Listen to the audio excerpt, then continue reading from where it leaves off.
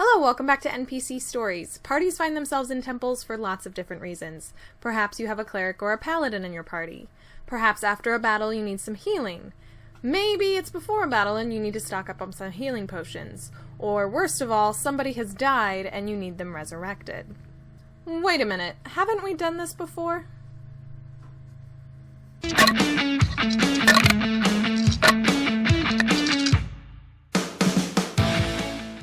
We've talked about clerics before, specifically the domains of trickery, war, nature, and death. Today we're going to talk about the more helpful domains like light, life, and magic.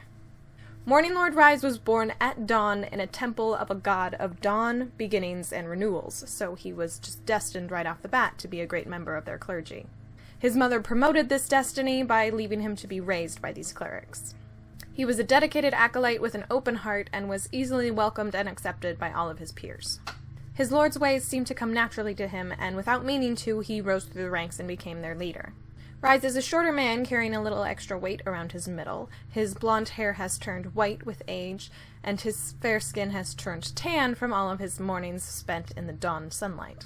He has amber eyes that reflect the red, yellows, and pinks of his temple and his robe, and wears a jewel-encrusted sun medallion as his holy symbol. Rise is friendly and welcoming, trying to help anyone he can. As a follower of renewals and new beginnings, he believes that everybody deserves a second chance.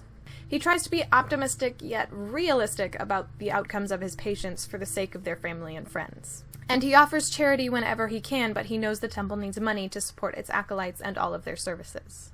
Silverstar Astrid was once a young, talented wizardress born to noble parents. Everyone believed that she would go on to do great things until one night, under the light of a full moon, she was bitten by a strange beast that slaughtered the rest of her traveling companions, including her mother and only brother. The wound was cleansed, funerals were held, and the incident was all but forgotten.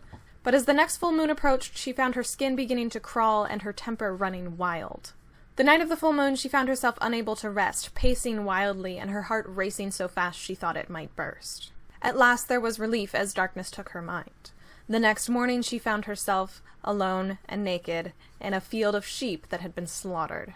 She was accused of lycanthropy and sentenced to death, but her father could not stand to lose the last living member of his family, and released her from the dungeon, banishing her forever. She spent the next months wandering the countryside, trying to find a way to control her wild blood. She threatened and pleaded with the moon for mercy, and dreaded each night the full moon came out.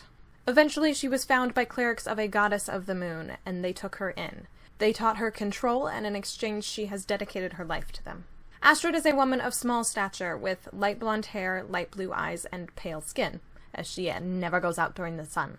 She wears silver cleric's robes and carries 2 crescent moon sickles. Her holy symbol is a full moon on a silver chain. She is a were-tiger and shifts into a silver-white tiger when she needs to, and sometimes when her anger gets the better of her, her pupils turn to cat slits. Astrid's mission as a follower of her goddess is to either help or hunt down the lycanthropes that have given in to their feral instincts and turned against their human nature. She takes her mission very seriously and will help or reward any who aid her in her mission. Now, Astrid is a cleric of light, but most of the spells that come with light clerics are kind of sun or fire-based, so just for flavor purposes, since she follows a goddess of the moon, everything is kind of a silver moonlight rather than a flaming fire. Not all clerics are clerics, as is the case of Weaver Veranilla Ambrosis. A high elf and dedicated student, she came to the city seeking more knowledge as she had already read all the books in her own city's library. In the city she found a school of wizardry that follows the teachings of a goddess of magic and fell in love with it. She craves knowledge and magic and without meaning to became the most powerful wizardress at the academy. Some whisper that she is their goddess's chosen, but she simply loves study and magic. Veranilia is short and pear-shaped with black hair and purple eyes. She rarely leaves the confines of the academy and so her skin never sees the sun and remains fair. She wears wizard's robes, usually with some haphazard color scheme, and her arcane focus is a silver wand. Veranilia cares about all of her students, but sometimes forgets that they aren't as powerful as her, and sends them off on missions that are probably a little risky. She also isn't very comfortable sharing her feelings or emotions, and so most students perceive her as sort of a distant mother figure. To strangers, she can come off as just kind of brusque and serious.